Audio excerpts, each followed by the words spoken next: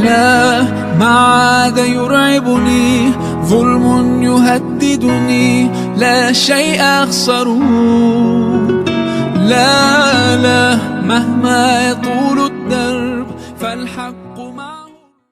السلام عليكم ورحمة الله وبركاته.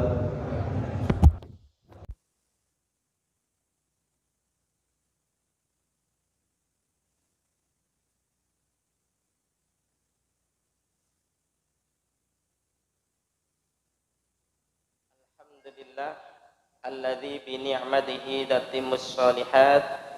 Asyhadu an la ilaha illallah wahdahu la syarikalah wa asyhadu anna Muhammadan abduhu wa rasuluh la nabiyya wa la rasula ba'da.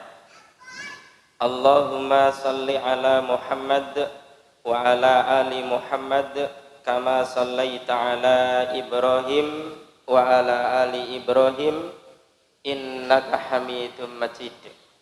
Allahumma barik ala Muhammad wa ala ali Muhammad kama barakta ala Ibrahim wa ala ali Ibrahim innaka Hamidum Majid. Bapak Ibu dan saudara-saudara jamaah Majelis Taklim Masjid Al-Azhar yang dirahmati Allah, sungguh kita bersyukur kepada Allah yang telah memberikan kepada kita kemudahan sehingga bisa melaksanakan sholat maghrib di awal waktu dalam keadaan berjamaah di masjid yang kita lanjutkan dengan thalabul ilmi wa tafaqquh fiddin. Semoga ini termasuk amal soleh yang diterima oleh Allah dan menjadi penyebab kita dimasukkan ke dalam surga. Salawat serta salam semoga tercurah kepada Rasulullah SAW yang telah menunjukkan umatnya ke arah jalan kebaikan dan kebenaran dengan risalahnya Ad-Dinul Islam As-Siratal Mustaqim yang kita yakini benar sebagai satu-satunya agama dan juga manhajul hayah yang diterima oleh Allah Subhanahu wa taala. Dengan diutusnya Nabi Muhammad SAW merupakan penutup dan penyempurna dari seluruh risalah para nabi dan para rasul, sehingga beliau mempunyai fungsi sebagai takkid dan tatmim.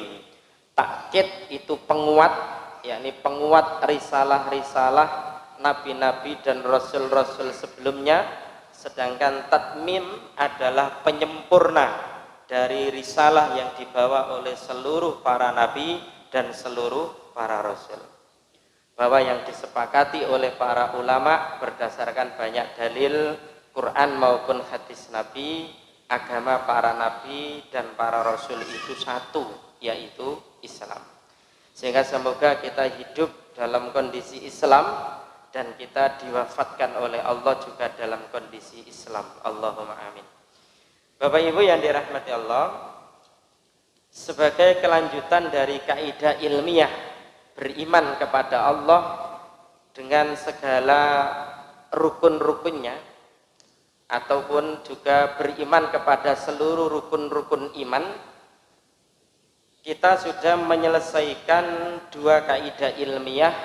Yang pertama tentang al-adamu la yakhluqu syai'an, sesuatu yang tidak ada itu tidak bisa menciptakan sesuatu apapun.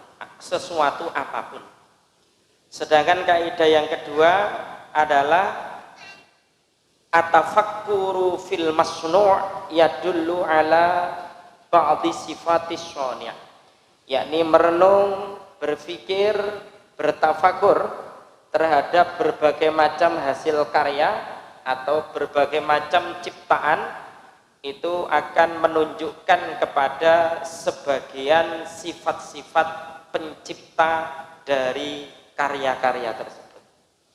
Yang di situ kita telah sampaikan dan kita kaji bersama, banyak membicarakan tentang Asmaul Husna wa Sifatullah al-Uliya, yakni nama-nama Allah yang baik dan sifat-sifatnya yang tinggi, yang semua itu menunjukkan bahwasanya Allah Subhanahu wa ta'ala sempurna pada sifatnya, juga sempurna pada perbuatannya. Kaidah yang ketiga yakni al-qaidatus salisatu faqidus syai'i la yu'tihi, yang mengandung makna bahwa sesuatu yang dia itu tidak memiliki, yang tidak memiliki itu tidak memberikan, tidak bisa memberikan apapun. Itu faqidus syai' la yu'tihi. Innal ladzina la yamliku malan, sesungguhnya orang yang tidak memiliki harta, la yatlubun nasu minhul mal, tidak akan manusia itu meminta darinya harta karena dia tidak memiliki harta. Wal jahila la ya'ti minhul ilmu, sedangkan orang bodoh itu tidak mungkin bisa memberikan suatu ilmu. Dzalika li anna faqidash syai' la yu'tihi, hal itu dikarenakan yang tidak memiliki apapun atau yang tidak memiliki sesuatu apapun, la yu'tihi, tidak akan bisa memberi apapun. Wa fit tafakkuri ra'ainal alamat wal ayat fil makhluqat. Jika kita itu berpikir dan merenung, kita akan melihat berbagai macam tanda-tanda dan ayat-ayat pada semua ciptaan Allah. Allati tu'arrifuna bisifatil khaliqi subhanah, yang itu semua akan mengantarkan kepada kita untuk mengetahui sifat-sifat pencipta subhanah, Allah yang maha suci. Wa idza arafna sifat arafnal mausuf, jika kita mengetahui berbagai macam sifat-sifat, maka niscaya kita akan mengetahui al-mausuf, yang disifati. Bapak Ibu yang dirahmati Allah, melalui kaidah ketiga ini, penulis kitab ini mengajak kepada kita untuk memantapkan keyakinan kita, keimanan kita bertalian dengan berbagai macam ciptaan yang ada di alam semesta ini. Itu hakikatnya alam semesta itu tidak memiliki apapun, ya, tidak memiliki apapun, karena yang memiliki juga menguasai itu hanya Allah Subhanahu wa ta'ala.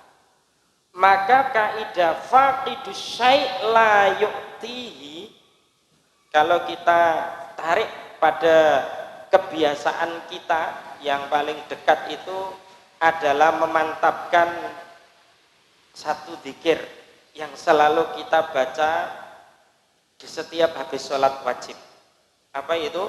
Allahumma la mani'a lima a'toita wala mu'tiya lima mana'ta wala yanfa'u dzal jaddi minkal jaddu, di mana doa dan zikir itu mengandung satu makna, bahwasanya tidak ada satupun makhluk yang bisa mencegah apa yang telah menjadi kehendak Allah.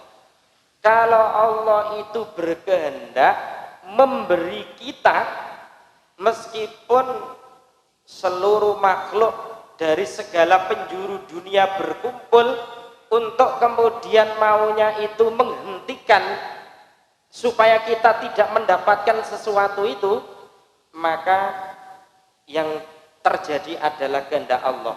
Allahumma la mani'a lima a'toita, kalau Allah berkenan memberikan sesuatu itu, maka tidak ada satupun makhluk yang bisa mencegah. Wala mu'tiya lima mana'ta, demikian juga ketika Allah berkehendak untuk kemudian mencegah sesuatu karunia yang kita idam-idamkan. Meskipun mungkin seluruh manusia, tidak hanya manusia, juga makhluk-makhluk yang lain, kemudian bersepakat untuk memberikan sesuatu kepada kita, kalau Allah tidak berkehendak untuk kita mendapatkannya, itu pun juga tidak terjadi. Wala mu'tiya lima manata. Nah, Bapak Ibu yang dirahmati Allah, kaitannya faqidus syai' la yu'tihi ini, kalau kita perhatikan lebih mendalam, sekaligus ini menjadi bantahan bagi kelompok yang namanya tabi'iyun. Sebelumnya kami bacakan dulu ya. Falladzina yaz'umuna annat tabi'ata khalaqathum ya. Maka orang-orang yang menganggap bahwasanya alam semesta itu yang menciptakan mereka, khalafu al-aqla. Anggapan itu menyelisih akal. Waharabu al-haqqa, dan juga memerangi kebenaran. Li'annal kauna yashhadu anna khaliqahu hakimun, karena alam semesta ini betul-betul mempersaksikan bahwasanya penciptanya adalah hakimun, Allah yang maha bijaksana, alimun, Allah yang maha mengetahui, khabirun, Allah yang maha mengawasi, maha ahli, hadin, yang maha memberi petunjuk, razzaqun, yang maha pemberi rezeki, hafidun, yang maha penjaga, rahimun, yang maha penyayang, wahidun ahad, yang esa dan yang esa tunggal. Wat tabi'atu as-sima'ul jamidatu la tamliku ilman wala hikmatan. Adapun alam semesta as-sima yang bisu, al-jamidah yang beku, la tamliku ilman, tidak memiliki ilmu, wala hikmatan, dan juga tidak memiliki satu hikmah, wala hayatan, juga tidak memiliki kehidupan, wala rahmatan, kasih sayang, wala irodatan, juga tidak memiliki kehendak.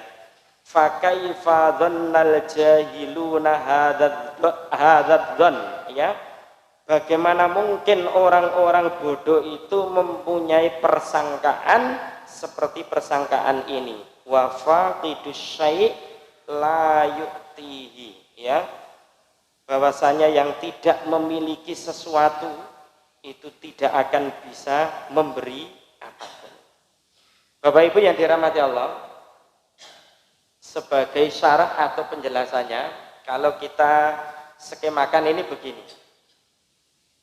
Kaidah ini satu, di samping memantapkan kepercayaan dan keyakinan kita bahwa Allah itu yang memiliki segala-galanya, tidak sekedar memiliki, Allah juga menguasai segala-galanya, ya.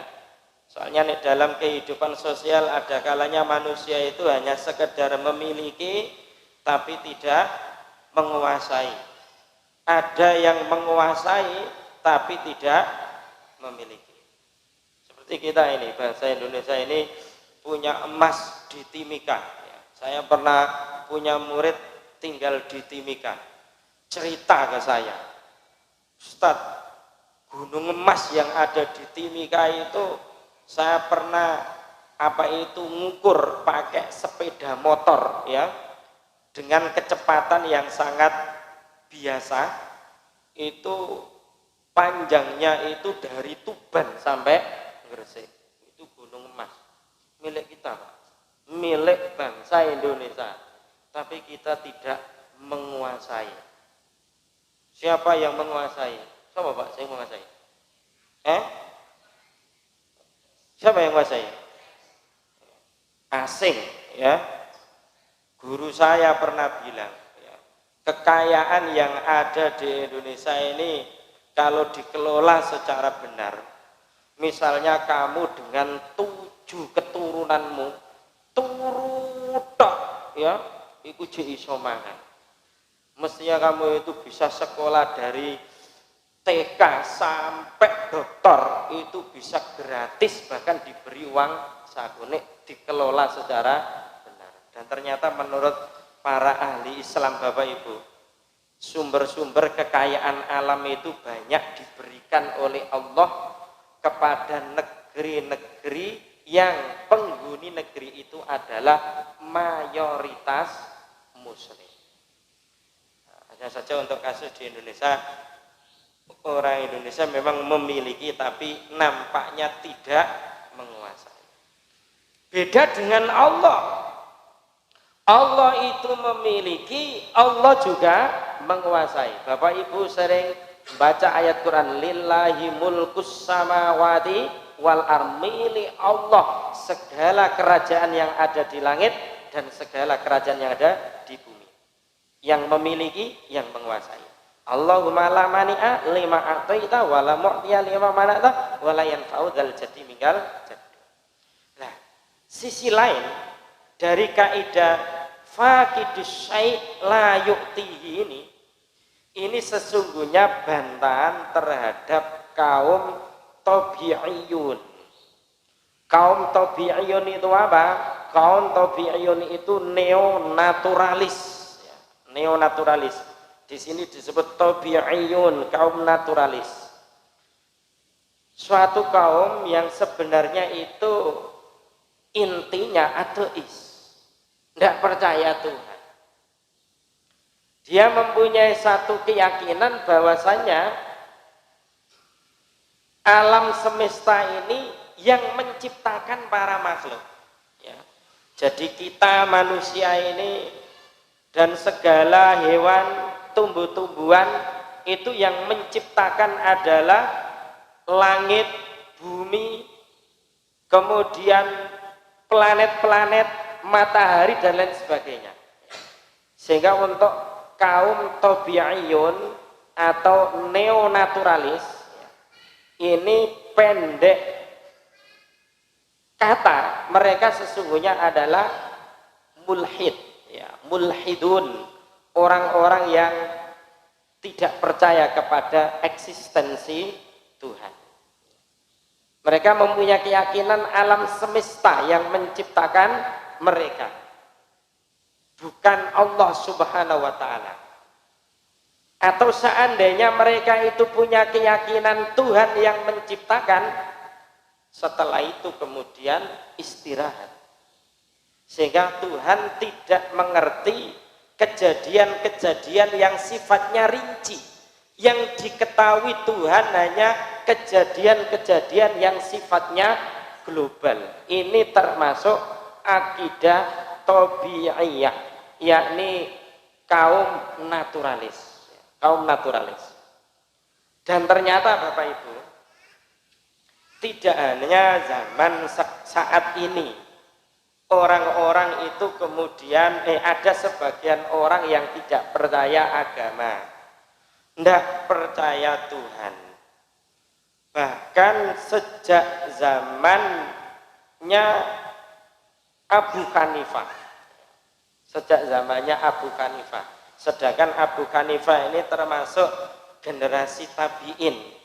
Beliau itu pernah hidup di dua zaman, yakni fase Umayyah juga Abbasiyah, karena beliau termasuk hidup di zaman tabi'in, artinya muridnya para sahabat. Dulu di zaman Abu Hanifah ada sekelompok manusia yang dikenal dengan kelompok Dahriyin, ya, atau Ad-Dahriyah. Ad-Dahriyah, suatu sekte dari kelompok manusia yang kemudian meyakini hidupnya manusia, matinya manusia, yang mempunyai kuasa itu hanya waktu, ya. Waktu, perjalanan hari-hari, perjalanan bulan-bulan, perjalanan tahun-tahun. Untuk kaum Dahriyah ini sama halnya dengan mulhidiyun, orang-orang ateis, orang-orang komunis yang memang tidak percaya kepada Tuhan, apalagi percaya kepada agama. Sama sekali tidak percaya, Tuhan saja dia tidak percaya, apalagi agama. Di antara yang jadikan dasar adalah Quran surat Al-Jatsiyah ayat 23-24 ini. Afara'aita manittakhadha ilahahu hawahu wa adallahu Allahu ala ilmin wa khatama ala sam'ihi wa qalbihi wa ja'ala ala basarihi ghishawah faman yahdihi min ba'dillah afala tazakkarun. Bapak Ibu yang dirahmati Allah, saat ada manusia yang tidak percaya kepada Tuhan, tidak percaya kepada agama, hakikatnya dia menyembah hawa nafsunya. Dia menyembah hawa nafsunya, menjadikan hawa nafsunya sebagai apa? Ilah, ya. Sebagai pelindungnya, sebagai pembimbingnya, sebagai yang diminta pertolongan, sadar maupun tidak itu, ya. Sehingga di sini Allah mengatakan, tidakkah kamu memperhatikan orang yang menjadikan hawa nafsunya sebagai Tuhan, kemudian Allah menyesatkannya, ya, membiarkannya sesat berdasarkan ilmunya, dan Allah akhirnya menutup pendengarannya, hatinya, dan meletakkan pada apa itu yang namanya pendengaran dan hatinya itu tutupan atas penglihatannya. Faman yahdi min ba'dillah afala tazakkarun. Di ayat yang ke-24, kaum Dahriyah yang tidak percaya kepada Tuhan, tidak percaya kepada agama, ini mengatakan wa qalu ma hiya illa hayatunad dunya namutu wa nahya wa ma yuhlikuna illa dahru. Ini ada kata-kata ad-dahru ini Bapak Ibu. Dan mereka berkata, kehidupan ini tidak lain hanyalah kehidupan di dunia saja. Kita mati dan kita hidup, tidak ada yang membinasakan kita selain masa, illa dahr. Dan mereka sekali-kali tidak mempunyai pengetahuan tentang itu, dan mereka tidak lain hanyalah menduga-duga saja. Kami kutipkan dari Tafsir Al-Muyassar, ya, Tafsir Al-Muyassar yang ditulis oleh Nuhbatul Ulama dari Saudi Arabia. Wa qala haula'il musyrikun. Nah, mereka menyebut kaum Dahriyah ini termasuk orang-orang musyrik, orang-orang musyrik. Karena bahkan lebih parah lagi, karena tidak percaya kepada Tuhan. Sebagian orang musyrik masih percaya kepada Tuhan. Mal hayatu illa hayatunad dunya allati nahnu fiha. Tidaklah kehidupan itu kecuali hanya kehidupan di dunia ini saja. Jadi kaum Dahriyah itu hanya meyakini hidup ini hanya di dunia ini saja. Mereka punya keyakinan kalau hidup di dunia ini bahagia, apalagi kaya raya, punya kekuasaan, ya, berarti hidup di surga. Kalau hidup di dunia ini miskin, apalagi tidak punya akses kekuasaan, berarti di neraka. Jadi surganya, nerakanya kaum Dahriyah itu hanya ada di dunia ini. Ya. Kalau sampai dia mengatakan namutu wa nahya, ini bukan berarti kok dia percaya kehidupan setelah kematian. Dia hanya percaya setelah kita mati, karena perjalanan waktu, perjalanan bulan, perjalanan tahun itu kita kemudian hidup. Bukan kok hayatuna ba'dal maut yang kemudian percaya adanya penghisapan, enggak, tapi digantikan oleh anak cucunya. Hidup di situ kayaknya bukan kehidupan setelah kematian, tapi hidupnya anak cucu yang menggantikan peradaban kita. Ini termasuk akidah dahriyah. La hayata siwaha, tidak ada kehidupan selain kehidupan dunia. Takdziban minhum bil ba'tsi ba'dal mamat. Mereka mendustakan adanya kebangkitan setelah mati. Wa ma yuhlikuna illa murul layal wal ayyam wa tulul umur, ya.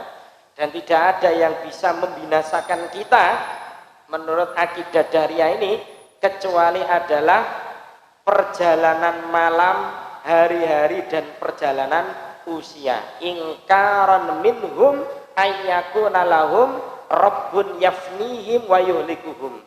Mereka mengingkari adanya Rabb yang bisa membinasakan mereka dan juga yang bisa menghilangkan mereka. Wa ma lihaula'il musyrikin min ilmin bidzalika.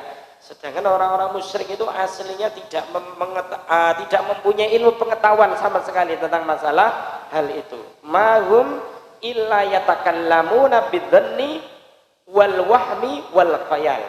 Apa yang mereka percakapkan itu hanya dugaan, ya, dan juga sangkaan dan juga fantasi atau khayalan. Ini dari buruknya akidah dahriyah yang tidak percaya kepada Tuhan, tidak percaya kepada agama. Dan ini sesungguhnya pangkal keburukan, pangkal keburukan, pangkal kerusakan. Kenapa kalau sekarang kita dikejutkan ada wanita Indonesia yang berani mesen kapling di neraka, semerap jenengan. Ana wong wedok edan, ya, sayangnya kok teko Indonesia, ya, dia terang-terangan berani untuk mesan satu kapling di neraka. Bahkan dia mengatakan, saya enggak gila-gila amat untuk masuk surga. Gua enggak gila-gila amat masuk surga, di neraka juga enggak apa-apa, kan gendeng gitu, Pak, ya. Sampai dia itu meremehkan neraka, jelas dia enggak percaya agama itu. Tidak percaya adanya Tuhan. Ateis itu, Pak. Ya. Selonte ateis bisa. Rusak di atas rusak. Rusak di atas rusak. Padahal itu sebuah kecongkakan dan kesombongan yang luar biasa. Dia mungkin tidak pernah mendengar satu kisah tentang adanya seorang wanita Mesir yang pernah memesan satu kamar di neraka, kemudian langsung diwafatkan oleh Allah. Pernah ada, Pak, wanita Mesir, bu Islam bu kafir tidak dijelaskan agamanya, ya, naik bis dalam kondisi bajunya itu tipis tembus pandang, diberi nasihat sama seorang kakek, wahai pemudi, alangkah baiknya jika kamu itu memakai pakaian yang sesuai dengan adat ketimuran dan sesuai dengan tuntunan agama kita, agama Islam. Kakek itu memberi nasihat begitu. Ternyata gadis itu sombong. Kakek tua, apa urusanmu dengan diriku? Ini nomor teleponku, ya, teleponkan kepada Tuhanmu, saya pesan satu kamar di neraka. Gitu dia bilangnya. Begitu penumpang bis itu sudah berhenti dan kemudian turun dari bis. Ternyata gadis ini dalam keadaan menundukkan kepalanya, sudah dalam kondisi mati. Setelah diangkat, yang mengangkat itu merasakan tubuhnya gadis ini panas. Dan ternyata setelah kemudian wajahnya itu kelihatan, wajahnya itu sudah hitam gosong, langsung kes. Allah menjawabnya, ya boleh main-main tentang masalah neraka. Di pertemuan yang lalu sudah kita sampaikan, neraka, surga, hukum Islam itu merupakan syiar dari syiar-syiar Allah. Meremehkannya hukumnya murtad. Murtad hukumnya. Meremehkannya itu hukumnya murtad, khirijun anil millah. Dianggap murtad. Keluar dari Islam. Nah, ternyata akar pangkal dari kerusakan-kerusakan pada diri seorang manusia ketika dia tidak percaya kepada agama, tidak percaya kepada Allah, Tuhan semesta alam. Kalau tidak percaya begitu, apalagi pahala, apalagi dosa, apalagi surga, apalagi neraka. Nah, ini Bapak Ibu yang dirahmati Allah. Padahal nuwun sewu, orang-orang mulhidiyun, orang-orang ateis, orang-orang komunis yang dulu dikenal sebagai kaum dahriyah, ya, itu secara rasional, secara ilmu itu aslinya itu juga lemah, ya. Artinya tidak mempunyai hujah dan alasan yang kuat untuk mempertahankan bahwasanya Tuhan itu tidak ada. Itu tidak punya dasar yang kuat, itu tidak ada, ya. Dikutipkan di dalam kitab Fathul Majid, ya, bukan kitab yang ditulis oleh Syekh Abdurrahman Hasan Al-Syekh, Fathul Majid syarah kitab Tauhid, bukan itu, ya. Abu Hanifah itu ketika umur 7 tahun itu pernah berdebat dengan seorang yang mempunyai akidah dahriyah. Jadi ada apa itu seorang ulama, tapi ulama ini naudzubillah sesat. Kan enggak semua ulama itu warasatul anbiya. Ada ulama robbaniyin atau ulama warasatul anbiya, dan ada juga ulama usuk, ulama-ulama jahat yang dari mulut dan hati mereka keluar fitnah dan kembali kepada mereka sendiri. Nah, ada ulama yang pintar tetapi kena fitnah dahriyah ini. Bahkan dia mentahbiskan dirinya sebagai ad-dahri. Saat itu banyak ulama yang kalah debat dengannya, sehingga dia semakin sombong. Dia kumpulkan ulama-ulama di tempatnya, naik mimbar, kemudian ia mengatakan, siapa di antara bapak-bapak kiai, bapak-bapak ulama yang sanggup mendebat saya atau bisa menjawab pertanyaan saya? Saat itu diam para ulama, para kiai yang hadir saat itu, ya. Mungkin diamnya itu engkau ini di debat yang kalah, gitu ya, sehingga kemudian diam. Tapi saat itu Abu Hanifah yang menurut kitab Fathul Majid itu, sekali lagi bukan Fathul Majid yang ditulis oleh Syekh Abdurrahman Hasan Al-Syekh, bukan, ya. Abu Hanifah saat itu umurnya 7 tahun. Dia kemudian mengatakan, saya yang bisa menjawab apa yang Tuan tanyakan. Kemudian Syekh Ad-Dahri ini mengatakan, siapa kamu bocah kecil ingusan? Kamu tahu ini orang-orang yang bersorbanan semua, yang sudah sepuh-sepuh ini diam semuanya, tidak ada yang berani untuk debat dengan saya. Kamu itu bocah masih kecil ingusan, bau kencur kok mau berani debat dengan saya. Abu Hanifah kemudian menjawab, Allah tidak meletakkan kemuliaan itu pada kopiah, pada sorban, pada jubah, tapi Allah meletakkan kemuliaan itu pada hamba-hambanya yang soleh dan bertakwa. Akhirnya kemudian Syekh Ad-Dahri mulai menguji Abu Hanifah ini. Coba tunjukkan kepadaku dalil bahwasanya Allah itu memang ada. Pertama Syadari bertanya begini deh, apakah Allah itu ada? Kemudian Abu Hanifah menjawab, ya benar Allah itu ada. Kemudian ditanya lagi, di mana tempatnya Allah? Abu Hanifah menjawab, Allah itu tidak bertempat. Allah itu tidak bertempat. Ini kaitannya jawaban beliau ketika mendebat Syadari. Nanti beda lagi kaitannya Ar-Rahmanu 'alal 'arsy istawa, ini beda lagi ya.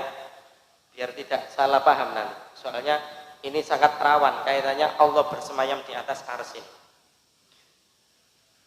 Coba tunjukkan dalil bahwasannya kalau memang Allah itu ada, kok kenapa dia tidak punya tempat? Coba tunjukkan dalil. Kemudian Abu Hanifah menjawab pakai dalil rasional.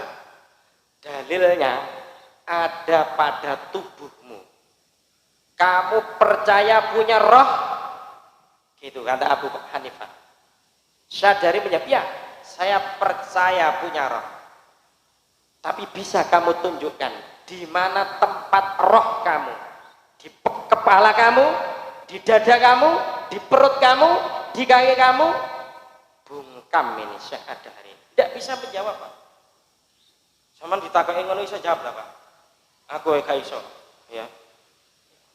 Kita punya roh, tapi di mana roh kita? Kita tidak bisa menjawab apakah di kepala, apakah di dada, apakah di perut. Tempatnya kita tidak bisa untuk menjawabnya. Kemudian Abu Hanifah minta kepada gurunya yang namanya Syekh Iman segelas susu. Kemudian ia bertanya, segelas susu ini rasanya manis, dan kamu juga mengakui bahwasanya susu ini rasanya manis. Bisa kamu tunjukkan di mana letak kemanisan daripada rasa yang ada di segelas susu ini? Lagi-lagi Syekh Adhari ini bungkam. Kemudian masih dilanjutkan pertanyaannya. Syekh Adhari bertanya lagi begini. Sebelum Allah itu ada apa? Dan setelah Allah itu ada apa? Kata Syekh Adhari. Abu Hanifah dengan Masya Allah kecerdasan beliau mengatakan, sebelum Allah tidak ada apa-apa, dan setelah Allah juga tidak ada apa-apa. Dalilnya ada pada jari-jari tanganmu, ya, ada pada jari-jari tanganmu. Sebelum jempol itu apa? Setelah kelingking itu apa? Ya, dulu mana jempol atau kelingking? Laki-laki Syekh Adhari tidak bisa menjawab, Pak. Bisa jenengan jawab? Bisa atau enggak, Pak? Jenengan kok menengai? Ngene jenengan. Ya. Ini kecerdasan Abu Hanifah, 7 tahun aja luar biasa cerdasnya seperti itu, ya. Apalagi kemudian dia dikenal sebagai salah seorang mujtahid mutlak, salah satu imam mazhab yang luar biasa. Luar biasa. Syekh Adhari masih melanjutkan lagi, ya, pertanyaannya. Tapi ternyata Abu Hanifah masih bisa menjawab secara cerdas apa yang ditanyakan oleh Syekh Adhari ini, ya. Sekarang ini apa yang diperbuat oleh Allah? Nah, gitu pertanyaannya. Kemudian Abu Hanifah menjawab, Syekh, kamu jangan membalik fakta. Mestinya yang tanya apa yang diperbuat oleh Allah itu yang duduk menanyai orang yang di atas mimbar itu, bukan yang di atas mimbar menanyai orang yang duduk. Akhirnya Syadari turun, ya, turun. Setelah itu Abu Hanifah naik di mimbar. Kemudian Syadari bertanya, sekarang saya tanya, apa yang diperbuat oleh Allah Subhanahu wa ta'ala saat ini?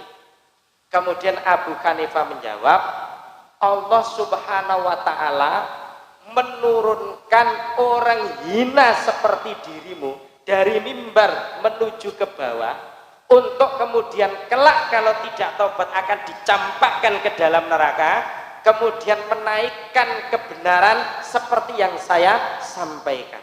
Ini yang diperbuat Allah saat ini. Bapak Ibu, dari kisah ini kita bisa mengambil satu simpulan bahwa ternyata rasionalitas para mulhidin, orang-orang ateis, orang-orang komunis itu sangat lemah dan sangat rapuh. Jenengan misalnya ingin lebih luas kaitannya pemahamannya, bantahan-bantahan terhadap kelompok-kelompok orang-orang yang mulhidin, orang-orang yang ateis, orang-orang komunis, silakan panjenengan rutin mengikuti kajiannya Dr. Zakir Naik. Itu Masya Allah, dia ahli debat Islam yang menguasai Quran, menguasai hadis, ya Injil, ya Weda, ya Tripitaka, ya menguasai hujah-hujah kaum rasionalis. Luar biasa, ya, luar biasa. Sehingga apa yang juga dipaparkan dalam kitab ini satu memantapkan keimanan kita pakai dalil nakli maupun akli tentang keberadaan Allah Subhanahu wa taala dengan segala risalah yang diberikan kepada para nabi dan para rasul. Kemudian di paragraf selanjutnya yang dipaparkan faqidus syai' la yu'tihi, kaidah ketiga dari kaidah ilmiah tentang beriman kepada Allah dan segala rukun-rukun iman yang lain adalah juga berisi tentang bantahan terhadap kaum Nasrani, ya, di mana kaum Nasrani itu mempunyai keyakinan Trinitas. Trinitas itu 3 in 1, 1 in 3, 3 dalam 1, 1 dalam 3. Di mana orang Nasrani itu punya keyakinan Tuhan itu ada 3. 1 Tuhan Bapa Allah di surga, 2 Tuhan Anak yang mereka menyebut Yesus Kristus, kemudian yang ketiga adalah Tuhan Ruhul Kudus. Menurut mereka 3 dalam 1, 1 dalam 3. Memang ya bingung kenapa? Kalau sendiri gak bingung ya. Kata wong Nasrani dhewe asline bingung ya, cuma bawatan nggak bingung mbok piye ngono ya.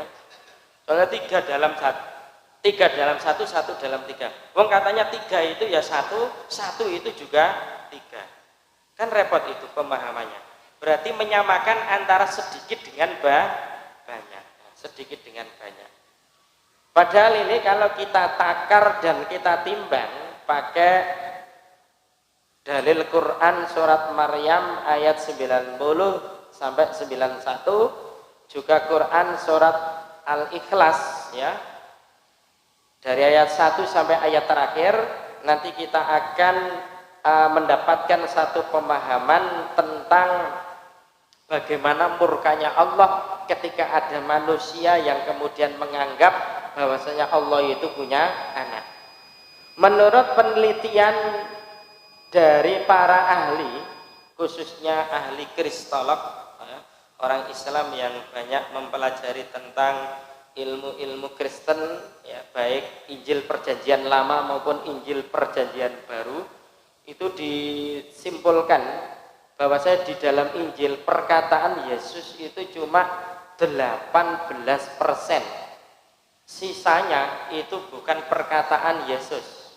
Sisanya itu perkataan Lukas, perkataan Markus, perkataan Yohanes, perkataan Paulus, dan yang lain-lain, bukan perkataannya Yesus sendiri ya. Soalnya dalam akidah kita meyakini bahwasanya kitab Injil isinya juga sama dengan Al-Quran, yakni tauhidullah, yakni mentauhidkan Allah Subhanahu wa ta'ala. Juga ditemukan Injil kuno, Yesus itu tidak mati di salib. Ini sebagai pengakhiran, sebagai bantahan terhadap syubhat orang Nasrani, bahwasanya takadus samawati yatafattarna minhu wa tanshaqqul ardu wa takhirul jibalu hadda. Hampir-hampir langit pecah karena ucapan itu dan bumi terbelah, gunung-gunung runtuh. Apa? Anda aulir rahmani walada, karena mereka mendakwa Allah yang maha pemurah itu mempunyai anak. Langit itu sampai hampir pecah, bumi sampai hampir terbelah, gunung-gunung runtuh. Itu saking takutnya kemurkaan Allah ketika ada manusia yang mendakwa Allah itu punya anak. Padahal di dalam Quran surat Al-Ikhlas jelas sekali, qul huwallahu ahad Allahus samad lam yalid wa lam yulad wa lam yakul lahu kufuwan ahad. Ya, katakanlah Allah itu satu, Allah tempat bergantung seluruh makhluknya, tidak beranak dan juga tidak diperanakkan, dan tidak ada satupun yang setara, yang selevel, yang sama dengan Allah Subhanahu wa ta'ala. Demikian kajian kita pada kesempatan malam hari ini. Wallahu a'lam bissawab. Subhanaka Allahumma wa bihamdika asyhadu an la ilaha illa anta astaghfiruka wa atubu ilaik. Wassalamualaikum warahmatullahi wabarakatuh.